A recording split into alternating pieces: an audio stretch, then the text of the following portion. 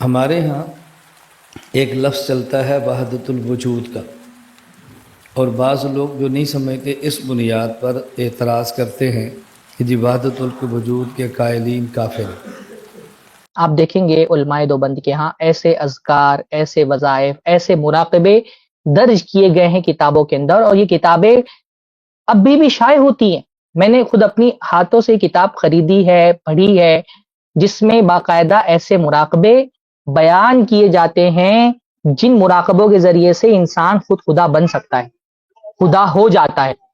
ہاں، میں آپ کو کچھ اس کی مثالیں آپ کے سامنے رکھتا ہوں۔ میں نے اور کچھ اسکرین پہ جس بھیجے ہیں، میں چاہوں گا ایڈمن صاحب سے ہمارے کی وہ ذرا لگا دیں، تاکہ الیاس گھمن صاحب جو دعویٰ کر رہے ہیں ان کے دعوے کی حقیقت واضح۔ ہاں، یہاں سے لگائیے جی۔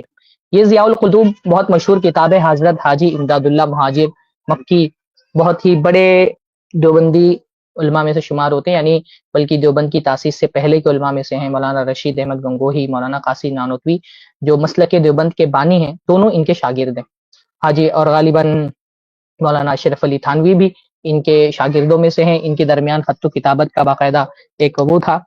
اب ان کی ایک کتاب ہے ضیاء القلوب، یہ آپ کو کلیات امدادیہ میں بھی یہ باتیں مل جائیں گی۔ میں نے خاص ضیاء القلوب دیکھی، یہ حضرت حاجی امداد اللہ مہاجر مکی ناشر جو ہیں، اس کا دارالکتاب کاندیولی ہمارے ممبئی کے ناشر ہیں۔ ان کی کچھ عبارتیں میں آپ کے سامنے پیش کرتا ہوں تاکہ آپ سمجھ سکیں کہ وحدت الوجود وہ ہے جو الیاس گھمن صاحب بتانے کی کوشش کر رہے ہیں، یا وہ ہے جو سمجھیے کہ شیخ الطائفہ ان کو کہا جائے اگر، کہ پورے دیوبندی جماعت کے جو اکابر ہیں ان کے شیخ ہیں یہ حاجی امداد اللہ مہاجر مکی۔ یہ کیا بتا رہے ہیں وحدت الوجود کا مطلب؟ آگے بڑھائیں۔ یہ کتاب کا میں نے پہلا پیج آپ کے سامنے رکھ دیا ہے۔ یہ جو کتاب ہے، پہلا اسکین پیج لگایا ہے ہمارے بھائی نے، یہ ہے، آپ دیکھ سکتے ہیں، فضائل صدقات۔ ہاں، فضائل صدقات کا صفحہ نمبر 408۔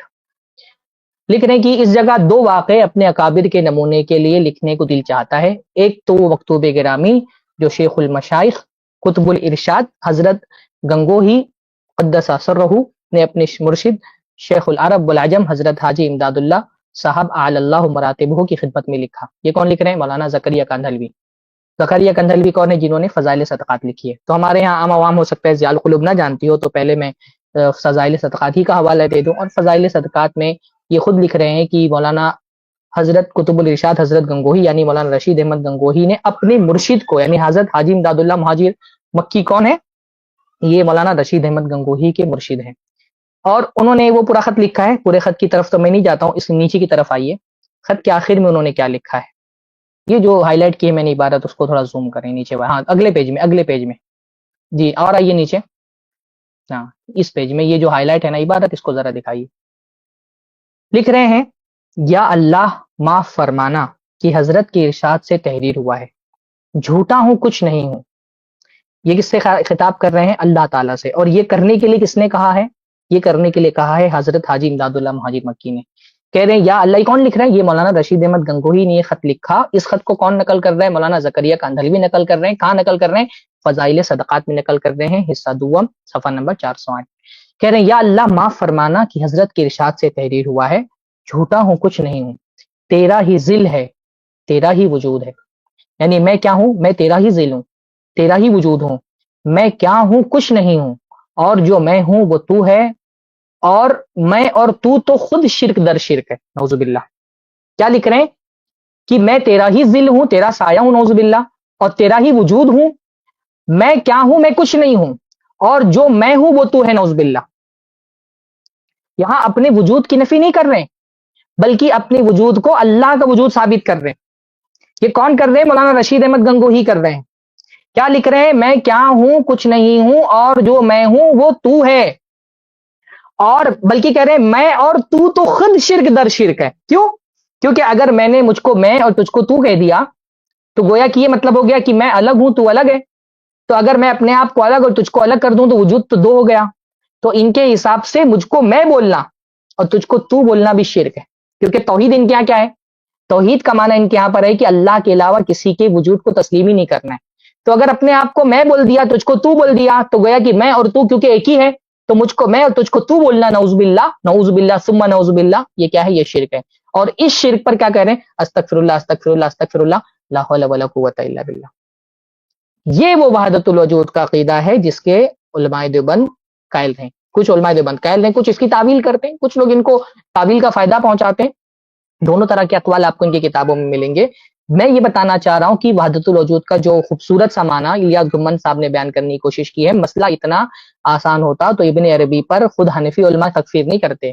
ابن عربی کی تکفیر کرنے والے بہت بڑی تعداد میں قدیم حنفی فقہ ہیں. میں علماء دیوبند کی بات نہیں کرتا، علماء دیوبند میں سے میں کسی کو نہیں جانتا جس نے ابن عربی کی تکفیر کی ہو، پر ابن عربی کی تکفیر صرف امام ابن تیمیہ نے نہیں کی ہے، حنفیوں کے بعد فقہا نے ابن عربی کی تکفیر کی ہے. اور بھی باتیں ہم دیکھ لیں ضیاء القلوب کی. اور جو اسکرین پہ جس میں نے بھیجے ہیں وہ لگائیے. 58 نمبر یہ پیج ہے ضیاء القلوب کا. نیچے آئیے جو عبارت میں نے ہائی لائٹ کی ہے.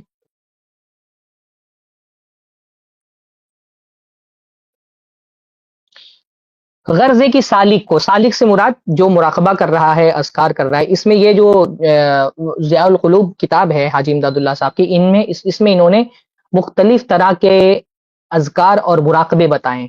سالک کون ہوتا ہے؟ سالک کا مطلب ہوتا ہے راستے پر چلنے والا، جو سلوک کے راستے پر چل رہا ہے، اور اس سلوک کے راستے پر چل کر کے ان کے حساب سے وہ جب اس منزل پہ پہنچے گا تو وہ خود خدا ہو جاتا ہے. ذکر کرنے والا مذکور بن جاتا ہے، بندہ خدا بن جاتا ہے. تو اس کو ایک راستے پہ مراقبے کے چلتے رہنا یہاں تک کہ وہ خود خدا ہو جائے. لکھ رہے ہیں غرضے کی سالک کو اپنے افعال و صفات اور وجود کو جناب باری تعالیٰ کے، جناب باری کے صفات، افعال اور وجود سمجھنا چاہیے. نعوذ باللہ. کیا کہہ رہے ہیں کہ جو سالک ہے، جو ذکر کرنے والا ہے، وہ کیا سمجھے کہ میرے افعال اور صفات اور وجود، نعوذ باللہ، جو میرے افعال ہیں اور میرے صفات ہیں اور میرا وجود ہے، یہ کیا ہے؟ یہ جناب باری. باری کس کا نام ہے؟ باری اللہ تعالیٰ کا نام ہے نا. عبد الباری آپ نے سنا ہوگا، باری اللہ تعالیٰ کا نام ہے. جناب باری یعنی اللہ کے صفات، افعال اور وجود سمجھنا چاہیے، اور اسی میں مستغرق رہے، مطلب اسی میں ڈوبا رہے، تاکہ اس کی حقیقت اس پر منکشف ہو جائے اور منزل و مقصود تک کے پہنچ جائے، منزل مقصود تک کے پہنچ جائے. یعنی ذکر کرتے ہوئے نعوذ باللہ جب ذکر کرے ایک بندہ تو وہ کیا سوچے کہ میرا افعال میرے افعال نہیں ہے، میرے افعال نعوذ باللہ اللہ کے افعال ہیں، میرے صفات میرے صفات نہیں ہیں، یہ اللہ تعالیٰ کے صفات ہیں، اور میرا وجود میرا وجود نہیں ہے، بلکہ اپنے وجود کو کیا سمجھے کہ جناب باری کا یعنی اللہ تعالیٰ کا وجود ہے. یہ وحدت الوجود ہے. اور آگے بڑھائیں. دیکھیے یہ پیج نمبر کتنا ہے؟ Page number 56. اس میں بھی ایک مراقبہ وہ بیان کر رہے ہیں. نیچے آئیے جہاں پہ میں نے وہ کیا ہے. ہاں یہ قرآن کی ایک آیت ہے، وَفِي أَنفُسِكُمْ أَفَلَا تُبْصِرُونَ. قرآن مجید کی ایک آیت ہے. اللہ تعالیٰ نے اس آیت کے اندر فرمایا وَفِي الْأَرْضِ آيَاتٌ لِّلْمُوقِنِينَ وَفِي أَنفُسِكُمْ أَفَلَا تُبْصِرُونَ. پہلے آیت کا صحیح معنی دیکھ لیتے ہیں کہ کیا ہوتا ہے. للموقنین، یہ آیت ہے سورہ زاریات کی آیت نمبر 20. اس آیت میں اللہ فرماتے ہیں وَفِي الْأَرْضِ آيَاتٌ لِّلْمُوقِنِينَ. زمین پہ آپ لوگ ترجمہ دیکھ سکتے ہیں اٹھا کر کے، سورہ زاریات آیت نمبر 20. وَفِي الْأَرْضِ آيَاتٌ لِّلْمُوقِنِينَ. زمین میں یقین رکھنے والوں کے لیے نشانیاں ہیں. وَفِي أَنفُسِكُمْ أَفَلَا تُبْصِرُونَ. اور خود تمہارے اندر، تمہاری ذات میں بھی کیا ہے؟ اللہ کی نشانیاں ہیں. یہاں بات کس کی ہو رہی ہے؟ اللہ کی نشانیوں کی. اس آیت سے پچھلی والی آیت میں کیا ہے؟ فی الارض آیاتن، زمین میں نشانیاں ہیں. یہاں نشانیوں کی بات ہو رہی ہے. پر یہ مولانا آیت کا ایک آیت جو اس سے پہلے کی ہے اس کا حصہ کاٹ کر کے اور آگے والی آیت آدھی پیش کر کے، جو جملہ آدھا ہے اس کو پیش کر کے وہ کیا ثابت کرنا چاہ رہے ہیں؟ کہہ رہے ہیں وَفِي أَنفُسِكُمْ أَفَلَا تُبْصِرُونَ. خدا تم میں ہے، کیا تم نہیں دیکھتے؟ دیکھیے کس طرح سے یہ لوگ اپنے غلط عقیدے کو ثابت کرنے کے لیے قرآن مجید کی تحریف کرتے ہیں. کیا کہہ رہے ہیں؟ یہ آیت کیا ہے؟ آیت میں تو لکھا ہے فی الارض آیات للموقنین، کہ زمین میں یقین رکھنے والوں کے لیے نشانیاں ہیں، اور خود تمہاری جان میں کیا ہے؟ اللہ کی نشانیاں ہیں. اللہ خود نہیں ہے، اللہ کی نشانیاں ہیں. پر انہوں نے پہلے والی آیت کو غائب کر کے ترجمہ کیا کیا؟ خدا تم میں ہے، کیا تم نہیں دیکھتے. یہ وہ عقیدہ ہے وحدت الوجود کا جو حاجی امداد اللہ مہاجر مکی کی کتاب سے پتہ چل رہا ہے. اور یہ ہم کو کیسے یہ الیاس گمن صاحب نہیں، الیاس گھمن صاحب ہیں. یہ اصل میں ہم کو گھمانے کی کوشش کر رہے ہیں اور اس کفری عقیدے کے لیے گنجائش پیدا کرنے کی کوشش کر رہے ہیں. اور پیجز لگائیے، پیجز بہت سارے ہیں اور ٹائم ہمارے پاس کم ہے، اس لیے میں بہت زیادہ تبصرہ نہیں کرتا ہوں. یہ سارے تبصرے آپ کے نظروں میں ہیں. یہاں سے شروع کریے 46، ہاں نیچے والے اس سے کریے، اس کو تھوڑا زوم کریے. کہہ رہے ہیں کہ قرب کی دو قسمیں ہیں، قرب نوافل اور قرب فرائض. قرب نوافل اس کو کہتے ہیں کہ سالک سے انسانی صفتیں زائل ہو جائیں اور خدائی اوصاف حاصل ہو جائیں. ہاں قرب نوافل کیا ہے؟ سالک سے انسانی صفتیں یعنی انسان کی جو کوالٹیز ہیں وہ اس کے اندر سے ختم ہو جائیں، اور کیا ہو اس کو، یعنی جب کوئی سالک مراقبے کرتے کرتے ایک مقام پر پہنچتا ہے تو کیا ہوتا ہے، اس کے اندر سے انسانی کوالٹیز ختم ہو جاتی ہیں اور خدائی اوصاف حاصل ہو جائیں، نعوذ باللہ، یعنی جو اللہ تعالیٰ کے اوصاف ہیں وہ ایک سالک کو حاصل ہو جاتے ہیں، جیسے کم باذن اللہ کہہ کر کسی مردے کو زندہ کر دینا، پھر اس کو ہلاک کر دینا، اور بہت دور کی بات سن لینا یا دور کی چیز کا معائنہ کر لینا۔ آگے والے پیج پہ دیکھیے، آگے والے پیج لگائیے، کم باذن اللہ کہہ کر کسی مردے کو زندہ کر دینا، پھر اس کو ہلاک کر ڈالنا، بہت دور کی بات سن لینا اور دور کی چیز کا معائنہ کر لینا۔ یعنی یہ جو اللہ تعالیٰ کی صفات ہے، نعوذ باللہ، یہ کیا کہہ رہے ہیں، اللہ تعالیٰ کی یہ صفات اگر ایک سالک اسی راستے پر چلتا رہے سلوک کے اور مراقبے ان کے حساب سے کرتا رہے تو کیا ہوگا، ایک دن اس سے انسانوں کی کوالٹیز ختم ہو جائے گی اور اس کو نعوذ باللہ اللہ تعالیٰ کی کوالٹی حاصل ہو جائے گی، مردوں کو زندہ کر لے گا اور کسی کو ہلاک کر دے گا اور بہت دور کی بات سن لے گا اور دور کی چیز کا معائنہ کر لے گا۔ اور لگائیں اور پیجز،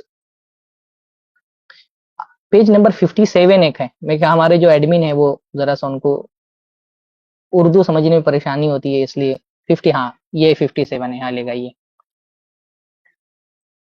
اوپر پیج نمبر بتا دیجیے، ہم نیچے جو میں نے ہائی لائٹ کی وہ عبارت لگائیے۔ دیکھیے ایک مراقبہ یہ بتا رہے ہیں کہ ایک مراقبے کی اور طریقہ کیا ہے، کہہ رہے مراقبہ، بعض لوگ ذات باری کو صاف اور روشن پانی کا دریا تصور کرتے ہیں اور اپنے آپ کو اس دریا کا قطرہ خیال کرتے ہیں اور اس پہ مستغرق ہو جاتے ہیں۔ کیا مطلب ہے اس کا، کہ مراقبے کی ایک صورت یہ ہے جیسا کہ بعض لوگ کرتے ہیں، وہ کیا ہے کہ نعوذ باللہ اللہ تعالیٰ کو صاف اور روشن پانی کا دریا تصور کریں۔ اب دریا کس سے بنتا ہے، قطروں سے بنتا ہے، اور اپنے آپ کو اس دریا کا قطرہ خیال کرتے ہیں اور اس میں مستغرق ہو جاتے ہیں، اسی میں ڈوب جاتے ہیں۔ یعنی ذکر کرتے ہوئے سالک کو یہ سمجھنا چاہیے کہ نعوذ باللہ اللہ تعالیٰ پانی کا ایک دریا ہے اور بندہ جو ہے اسی دریا کا ایک قطرہ ہے۔ یہ ہے حاجی امداد اللہ مہاجر مکی کی توحید۔ مزید آگے بڑھیں، یہ لگائیے، ہاں پہلے پیج سے لگائیے، رائٹ والا پیج، پہلے رائٹ والا پیج، ہاں نیچے لائیے۔ دیکھتے ہیں، عارف ہر حالت میں ہر وقت خدا کے وجود کا تصور کرتا ہے اور کوئی چیز اس کو خدا کے دیکھنے اور خدا کا دیکھنا دوسری چیزوں میں دیکھنے سے نہیں روکتا، کیونکہ عارف حقیقت انسانی تک جو کہ الوہیت ہے پہنچ گیا ہے، نعوذ باللہ۔ کیا کہہ رہے ہیں، عارف مطلب جس کو معرفت حاصل ہو جائے، تو جو معرفت جس کو حاصل ہو جاتی ہے نا، وہ ہر وقت ہر حالت میں خدا کے وجود کا تصور کرتا ہے، کوئی چیز اس کو خدا کے دیکھنے اور خدا کا دیکھنا دوسری چیزوں میں دیکھنے سے نہیں روکتا، کیونکہ عارف حقیقت انسانی، عارف کہاں پہنچ گیا ہے، انسان کی جو اصلی حقیقت ہے وہاں تک پہنچ گیا ہے۔ اور یہ حقیقت انسانی کیا ہے، کہہ رہے ہیں کہ حقیقت انسانی تک جو کہ الوہیت ہے، نعوذ باللہ، یعنی انسان کی اصل حقیقت کیا ہے کہ نعوذ باللہ انسان ہی الہ ہے۔ کہہ رہے ہیں کہ حقیقت انسانی کیا ہے، الوہیت ہے، اور اس الوہیت تک کے عارف پہنچ گیا ہے۔ یہ عقیدہ ہے، یہ وحدت الوجود ہے، وہ نہیں جو الیاس گھمن صاحب گھما رہے تھے ہم کو، اصل وحدت الوجود کا عقیدہ یہ ہے کہ حقیقت میں انسان الہ ہے، انسان کی اصلی حقیقت یہ ہے کہ وہ الہ ہے۔ اگلے پیج پہ دیکھیں اور صاف انداز میں انہوں نے لکھا ہے، اگلا یہ اس کا لیفٹ والا پیج، ہاں لیفٹ والا پیج اوپر کا حصہ، لکھ رہے ہیں کہ لا الہ الا اللہ محمد رسول اللہ اس مرتبہ میں خدا کا خلیفہ ہو کر لوگوں کو اس تک پہنچاتا ہے اور ظاہر میں بندہ اور باطن میں خدا ہو جاتا ہے۔ میں نے کیا کہا تھا شروع میں آپ کو کہ جا رہا سارا سلوک جو ہو رہا ہے نا، یہ مراقبے ہو رہے ہیں، یہ مراقبوں کا مقصد کیا ہے، ایک انتہا تک کے پہنچنا، اور وہ انتہا کیا ہے کہ بندہ جب یہ مراقبے کرتا ہے، سلوک کے اس راستے پر چلتا ہے، تو ظاہر میں بندہ رہتا ہے، مطلب دیکھنے میں تو بندہ لگتا ہے، باطن میں اندر سے کیا ہو جاتا ہے، وہ خدا ہو جاتا ہے۔ اس کو برزخ البرازخ کہتے ہیں۔ آگے لکھتے ہیں، اس مرتبہ پر پہنچ کر عارف عالم پر متصرف ہو جاتا ہے، یعنی جب اس مرتبے پہ پہنچتا ہے عارف جو جس کو معرفت حاصل ہو چکی ہے، جب اس مرتبے پہ پہنچتا ہے تو کیا ہوتا ہے، پورے عالم پہ تصرف کرنے لگتا ہے۔ عالم پہ تصرف کس کا ہے، اللہ کا ہے۔ ان کے حساب سے عارف جب اپنے مقام الوہیت پر نعوذ باللہ پہنچ جاتا ہے تو سارے عالم پر وہ تصرف کرنے لگتا ہے، اور سخر لکم ما فی السماوات ما فی الارض کا انکشاف ہوتا ہے۔ دیکھیے آیتوں کو کیسے اپنے معنی کے لیے توڑتے مڑوتے ہیں۔ سخر لکم ما فی السماوات ما فی الارض کا مطلب کیا ہے کہ اللہ تعالیٰ نے زمین و آسمان کو تمہاری خدمت پہ لگا دیا ہے۔ اس کا یہ مطلب نہیں کہ کائنات میں تصرف انسان کر رہا ہے، سورج انسان نکال رہا ہے، چاند انسان نے چمکائے ہیں، لیکن یہ کیا بتا رہے ہیں کہ اس مرتبے پہ پہنچ کر کے سارا عالم ان پر تصرف کا اختیار ہو جاتا ہے، اور وہ ذی اختیار ہو جاتا ہے، خدا کی جس تجلی کو چاہتا ہے اپنے اوپر ظاہر کرتا ہے، اور جس صفت سے چاہتا ہے متصف ہو کر اس کا اثر ظاہر کر سکتا ہے، نعوذ باللہ۔ پچھلی مرتبہ ایک بھائی آئے تھے ہم سے صفت ید پر گفتگو کرنے کے لیے، یہ تمہارے مولویوں کا عقیدہ ہے، تم کہتے ہو اللہ تعالیٰ کا صفت ید ہے کہ نہیں ہے، اور اللہ بندوں کی مشابہ ہو سکتا ہے کہ نہیں ہو سکتا ہے۔ آپ ہم سے اس پہ جھگڑا کر رہے ہیں کہ ید ماننے سے اللہ بندوں کی مشابہ ہو جائے گا، تمہاری کتابوں میں لکھا ہے کہ بندہ اللہ ہو جاتا ہے، آپ ہم سے جھگڑا کرنے کے لیے اس بات پر آ رہے ہیں کہ اگر اللہ تعالیٰ کے لیے صفت ید مان لی تو اللہ بندوں کے مشابہ ہو جائے گا۔ آپ کی کتابوں میں لکھا ہے کہ بندہ اللہ بن جاتا ہے، اور بندہ جب چاہتا ہے ذی اختیار ہو جاتا ہے، خدا کی جس تجلی کو چاہتا ہے اپنے اوپر ظاہر کرتا ہے، جس صفت کے ساتھ چاہتا ہے متصف ہو کر اس کا اثر ظاہر کر سکتا ہے، اللہ تعالیٰ کی صفت سے متصف ہو جاتا ہے بندہ۔ ہم تو تشبیہ کا انکار کرتے ہیں، یہ تشبیہ اور عجبی سب گئی تیل لینے، ان کیا تشبیہ کا مشبہ اور مشبہ بھی میں فرق ہی نہیں سرے سے۔ تشبیہ کا مسئلہ ہی کہاں سے پیدا ہوگا جب یہ کہتے ہیں، اس لیے صوفیہ کہتے ہیں لوگ ہم پر شرک کا الزام لگاتے ہیں، شرک ہمارے یہاں ممکن ہی نہیں شرک، کیونکہ شرک تو کسی غیر کو اللہ کے ساتھ شریک کرنے پر آتا ہے، ہم تو غیر کی وجود ہی کو نہیں مانتے۔ صوفیہ جو ہے وہ کہتے ہیں ہم پر کیسے شرک کا الزام لگایا جا سکتا ہے، شرک تو کہتے ہیں غیر اللہ کو اللہ کے ساتھ شریک کرنے کو، ہم تو غیر کا وجود ہی نہیں مانتے، ہمارے نزدیک تو سب اللہ ہے۔ حتیٰ کہ لوگوں نے یہاں تک کہا کہ فرعون بھی جو ہے نا وہ معرفت کے درجے پہ پہنچ گیا تھا، اس لیے اس نے اپنے آپ کو ان الحق کہا، یہاں تک کہ بات کہی صوفیہ نے۔ اتنے اقوال اس موضوع پر کی کیا کیا پیش کی جائے، میں نے تو اردو کی کچھ کتابوں سے پیش کر دی ہے، ورنہ تو اس پہ بھرے ہوئے ہیں اقوال کہ اس نے اگر ان الحق کہا تھا تو اتنی غلط بات بھی نہیں تھی، کیونکہ اس کے اندر بھی تو خدا تھا، نعوذ باللہ۔ وہی جو افلاطون کا فلسفہ جو بعد میں ہندو مت میں آیا، بدھزم میں آیا، وہی فلسفہ اس کو اڈاپٹ کیا گیا ہے۔ چونکہ اس میں خدا کے اوصاف پائے جاتے ہیں اور خدا کے اخلاق سے وہ مزین ہے، کہہ رہے ہیں کہ بندے کے اندر نعوذ باللہ سالک کے اندر خدا کے اوصاف پائے جاتے ہیں، یہ عقیدہ ہے۔ اور دکھائیے اور کون سی پیجز بچے، ہاں بس کافی ہے۔ یہ دیکھیے یہ عبارت ہے کہ اس میں خدا کے اوصاف پائے جاتے ہیں اور خدا کے اخلاق سے نعوذ باللہ وہ ہو گیا ہے۔ 61 پیج نمبر 61 لگائیے،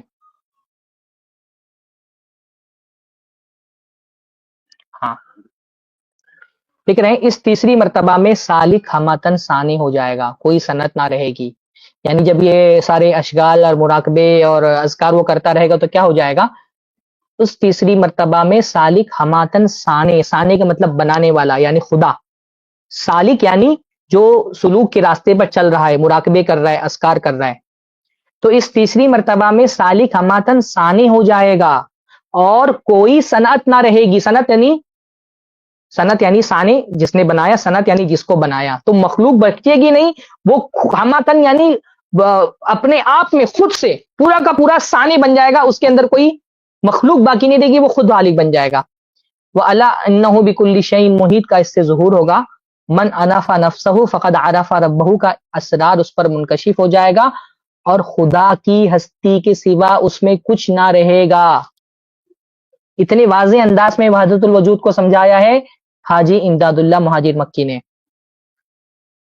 کہ خدا کا وجود اس کے اندر آ جائے گا، اور اس کے اندر جو شبلی نعمانی نے کہا نا کہ رسی کے اندر گانٹھ ہوتی ہے، گانٹھ میں سوائے رسی کے کچھ نہیں ہوتا، این وہی باتیں جو یہ بھی سمجھا رہے ہیں کہ خدا کی ہستی کے سوا اس میں کچھ باقی نہ رہے گا۔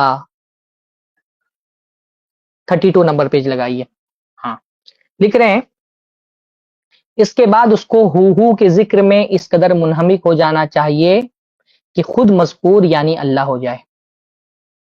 ہاں مرتبہ روح سے ترقی کر کے اپنے اس پہ کیا تبصرہ کیا جائے، اس پہ کیا اس کو رد کرنے کی ضرورت ہے؟ کہہ رہے ہیں کہ اللہ جو ہے نا، اللہ میں الف لام جو داخل ہے اس کو ہٹا دے اور ہو کا ذکر کرے۔ آپ نے صوفیوں کو دیکھا ہوگا ہو کا ذکر کرتے ہوں، کہہ رہے ہیں اس کے بعد اس کو ہو کے ذکر میں اس قدر منہمک ہو جانا چاہیے کہ خود مذکور، ذکر کرنے والا کون ہوتا ہے؟ ذاکر، جو ذکر کرے، مذکور یعنی جس کا ذکر کر رہا ہے، وہ جس کا ذکر کیا جا رہا ہے، مفعول ہے نا، خود مذکور یعنی اللہ ہو جائے۔ ان کے حساب سے ذکر کرنے والا ذکر کرتے کرتے اس درجے پہ پہنچ جاتا ہے کہ ذاکر نہیں رہتا، وہ خود مذکور ہو جاتا ہے، نعوذ باللہ، اللہ بن جاتا ہے۔ اس سے زیادہ صریح شرک اور کچھ ہو سکتا ہے؟ گھمن صاحب ہم کو گھما رہے ہیں، کیا کر کے ان سے عبادت الوجود سیکھا جائے؟ بتائیے ان ساری باتوں میں کوئی گنجائش تعویل کی چھوڑی ہے انہوں نے؟ کتنا آپ تعویل کریں گے؟ ہاں کتنا تعویل کریں گے آپ؟ کتنا گھمائیں گے گھمن صاحب؟ آگے آئیں، آخری تذکرۃ الرشید کی عبارت شعبان بھائی نے پیش کر دی تھی، میں اس کو حوالے کے ساتھ پیش کر دوں تو یہ تذکرۃ الرشید ہے مولانا عاشق الہی صاحب میٹھی کی، جس میں مولانا رشید احمد گنگوہی صاحب کا ذکر موجود ہے۔ اس کا ایک صفحہ لگائیے آگے والا، ہاں 242، ہاں آگے آگے، ہاں یہ، ہاں تھوڑا سا اس کو زوم کریے. ویسے تو شعبان بھائی نے عبارت پیش کر دی تھی، لیکن میں وہ انہوں نے بالمعنی پیش کی تھی، میں آپ کے سامنے ثبوت کے ساتھ پیش کر دیتا ہوں. لکھ رہے ہیں کہ ایک روز حضرت مولانا خلیل احمد صاحب زیدہ مجدہو نے دریافت کیا کہ حضرت یہ حافظ لطافت علی عرف حافظ مینڈو شیخ پوری کیسا شخص تھا. حضرت نے فرمایا پکا کافر تھا. اس کے بعد مسکرا کر ارشاد فرمایا ضامن علی جلال آبادی تو توحید ہی میں غرق تھے.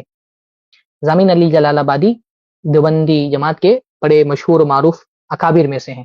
مولانا رشید احمد گنگوہی کہہ رہے ہیں حضرت مولانا خلیل احمد صاحب سے. مولانا رشید احمد گنگوہی کہہ رہے ہیں کہ ضامن علی جلال آبادی تو توحید ہی میں غرق تھے. اب صوفیہ کیا توحید کا مطلب کیا ہوتا ہے؟ وہ ہماری والی توحید نہیں، امت مسلمہ والی توحید نہیں، وہ توحید نہیں جو اللہ کے رسول صلی اللہ علیہ وسلم پر اللہ نے نازل کی. صوفیہ کیا توحید کا مطلب کیا ہوتا ہے؟ کہ جو بھی موجود ہے سب اللہ ہے، میں بھی اللہ، تم بھی اللہ، زنا کرنے والا بھی اللہ، جس سے زنا ہو رہا ہے نعوذ باللہ وہ بھی اللہ. تو کہہ رہے ضامن علی جلال آبادی تو توحید ہی میں غرق تھے. ایک بار ارشاد فرمایا کہ ضامن علی جلال آبادی کی سہارنپور میں بہت رنڈیاں مرید تھیں، طوائفیں مرید تھیں. ایک بار یہ سہارنپور میں کسی رنڈی کے مکان پہ ٹھہرے ہوئے تھے.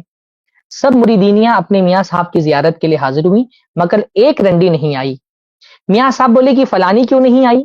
رنڈیوں نے جواب دیا میاں صاحب ہم نے اسے بہتیرا سمجھایا، بہتیرا کہا کہ چل میاں صاحب کی زیارت کو. اس نے کہا میں بہت گناہگار ہوں، بہت روسیہ ہوں، میاں صاحب کو کیا منہ دکھاؤں، میں زیارت کے قابل نہیں ہوں. میاں صاحب نے کہا نہیں جی تم اسے ہمارے پاس ضرور لانا. چنانچہ رنڈیاں اسے لے کر آئیں. جب وہ سامنے آئی تو میاں صاحب نے پوچھا بی تم کیوں نہیں آئی تھی؟ اس نے کہا حضرت روسیاہی کی وجہ سے، یعنی جو میں غلط کام کرتی ہوں اس کی وجہ سے زیارت کو آتی ہوئی شرماتی ہوں. میاں صاحب بولے بی تم شرماتی کیوں ہو؟ کرنے والا کون اور کرانے والا کون؟ وہ تو وہی ہے، نعوذ باللہ. ہاں ایک زنا کار بدکار عورت کو اس کے زنا پر حوصلہ افزائی کرتے ہوئے کیا کہہ رہے ہیں حافظ ضامن علی جلال آبادی صاحب کہ کرنے والا کون ہے اور کروانے والا کون ہے؟ وہ تو وہی ہے، نعوذ باللہ. کہ کرنے والا بھی نعوذ باللہ، اب کیسے میں زبان سے میرے لیے نکالتے ہوئے میں جو ہے نا مجھ کو ڈر لگ رہا ہے کہ کرنے والا یعنی زنا کرنے والا کرانے والا وہ تو وہی ہے. رنڈی یہ سن کر آگ ہو گئی اور خفا ہو کر کہا لا حول ولا قوت، اگرچہ میں روسیہ و گنہگار ہوں مگر ایسے پیر کے منہ پر پیشاب بھی نہیں کرتی. میاں صاحب تو شرمندہ ہو کر سرنگو ہو گئے اور وہ اٹھ کر چل دی. رنڈی کو بھی یہ بات سمجھ میں آ گئی، اس کی بھی توحید نے یہ غیرت گوارا نہیں کی کہ اتنی بڑی بات شرمائے. اللہ تعالیٰ ہو سکتا ہے اس کے جملے کو اس کے لیے مغفرت کا باعث بنا دے. کہ قوائف کو بھی بات سمجھ میں آ گئی کہ یہ کتنا بڑا گناہ ہے، لیکن یہ حضرت اتنی خطرناک بات زبان سے بولتے ہوئے نہیں ڈرے. تو جناب یہ ہے وحدت الوجود جو آپ کی کتابوں میں لکھا ہوا ہے. اس کو بہت زیادہ فلسفے میں گھما کر کے بہت سارے لوگ فلسفہ بنا کر کے پیش کرتے ہیں، جیسا کہ شعبان بھائی نے بھی بتایا. لیکن اگر اس کو سادہ زبان میں پیش کیا جائے تو یہ ہے سادہ زبان میں وحدت الوجود. اور یہ تو میں نے بس گندے چاول کی پتیلی سے نا چند ٹکڑے آپ کے سامنے رکھے ہیں. یہ پوری پتیلی اتنی گندی ہے، میں آپ کے سامنے رکھ دوں تو آپ شاید اپنے کان سے آپ کے دھواں نکلنے لگے. اور اس کے لیے بھی دفاع ابھی دیکھیے گا جب کمنٹ کا اور سوالات و جوابات کا سلسلہ شروع ہوگا. مقلد کا مسئلہ یہ ہے نا کہ بڑے سے بڑے مسئلے میں اس کو اللہ تعالیٰ کی ذات کی عظمت سمجھ میں نہیں آتی، اپنے مولوی کی عظمت سمجھ میں آتی. اس گندے شرکیہ اور کفری عقیدے کی دفاع کے لیے بھی لوگ آئیں گے. ابھی آپ سوال و جواب کا سیشن شروع ہونے دیں. تو یہ وہ وحدت الوجود تھا جو دیوبندی علماء کی کتابوں میں لکھا ہے. یہ وہ وحدت الوجود ہے جس کا ہم انکار کرتے ہیں. جناب الیاس گھمن صاحب جو گھما رہے تھے جس وحدت الوجود کو، وہ وحدت الوجود اگر ہوتا تو اختلاف کا کوئی مسئلہ ہی نہیں. یہ کون شخص ہے جو اس بات کا انکار کر سکتا ہے کہ اللہ تعالیٰ کی ذات کا وجود اصلی وجود اس حیثیت سے ہے کہ اس کا وجود ہمیشہ سے ہمیشہ رہے گا، اور انسان کا وجود اس حیثیت سے فانی وجود ہے کہ وہ ہمیشہ سے نہیں تھا اور ہمیشہ نہیں رہے گا. اس کو موت آئے گی، اس کو فنا آئے گی. اس کا کون انکار کرتا ہے؟ اگر وحدت الوجود کا وہی معنی ہوتا جو الیاس گھمن صاحب بیان کریں تب تو اختلاف کا مسئلہ ہی نہیں تھا. پھر کیوں ابن عربی پر کفر کے فتوے لگائے گئے، حتیٰ کہ حنفی فقہا کی طرف سے کفر کے فتوے لگائے گئے. ابھی موقع ملا تو انشاءاللہ میں وہ چیزیں پیش کر دوں گا آپ لوگوں کے سامنے. بہرحال اور ساری اب کتابیں اٹھا کر کے دیکھیں، خاص طور پہ امام تیمیہ نے جو جہمیہ کا رد کیا ہے جہاں پر اپنی کتاب میں تلبیس الجہمیہ کا بیان جہاں پر ہے، اسی طرح سے مجموع الفتاوی میں، اسی طرح سے دوسری بہت ساری کتابوں میں وحدت الوجود کے نہ صرف اس عقیدے کی نفی کی ہے بلکہ انہوں نے تو باقاعدہ مناظرے کیے ہیں ایسے وجودیوں سے. ایک جو ہے نا وجودی سے ان کا مناظرہ ہوا تو اس نے کہا کہ جو اللہ تعالیٰ کے اور مخلوق کے وجود میں فرق کرے تو وہ جھوٹا ہے، جو کہے کہ نہیں اللہ کا وجود اور مخلوق کا وجود الگ ہے. تو حضرت امام تیمیہ نے فرمایا کہ کون جھوٹا ہے؟ جب تم دوسرا کوئی وجود مان ہی نہیں رہے ہو تو تم جھوٹ کی نسبت کس کی طرف کر رہے ہو جب تم کہہ رہے ہو کہ کوئی دوسرا ہے ہی نہیں سوائے اس کے. تو بہرحال یہ بس ایک جو ہے نا وہ ہوتا یہ ہے کہ عام عوام کے بیچ میں بیٹھ کر کے کوئی بھی اپنی طرف سے بات کر دینا آسان ہوتا ہے, لیکن اس کو کتابوں کے ذریعے سے پروف کرنا آسان نہیں ہوتا ہے. ہم نے اسی لیے کتابوں کے حوالے آپ لوگوں کے سامنے رکھ دیے تاکہ آپ سمجھ سکیں کہ الیاس گھمن صاحب جو گھمانے کی کوشش کر رہے ہیں یہ کتنی چھوٹی بات ہے جو اس کو بہت آسان تعبیر میں بنا کر پیش کر دیں, اپنے لوگوں کے بیچ میں واہواہی حاصل کر لے رہے ہیں. اسی پر میں اپنی گفتگو ختم کرتا ہوں. السلام علیکم ورحمۃ اللہ وبرکاتہ.